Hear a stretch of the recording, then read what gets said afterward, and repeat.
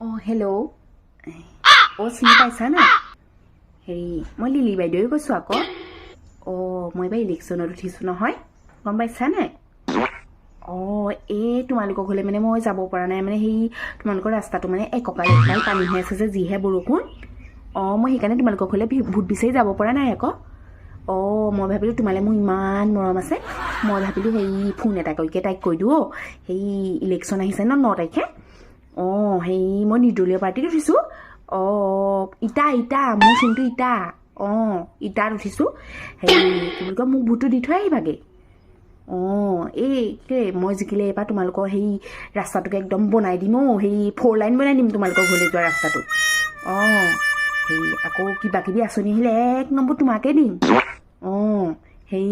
আকৌ তোমালোকৰ ছোৱালীজনী পঢ়া খৰচটো গোটেইটো ময়ে দিম একদম টেনশ্যন ল'ব নালাগে সেই মই জিকিলে একদম 1 কেজি ছাগলী মাংস গৈ তোমালোকৰ ঘৰত দি থৈ আহিম কি কথা কোৱা আহিবলৈ দিগদাৰ হ'ব কেলৈ মই নাও এখন পঠিয়াই দিম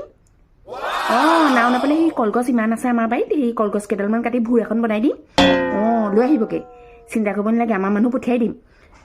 ভোটটো মোকাই দিবা খালি দেই ঠিক আছে হ'ব দিয়া ভোটটো দিবলৈ নাপাহৰিবা ঠিক আছে একো নিদিওঁ জিকিবলৈ দিয়াচোন বাৰু কি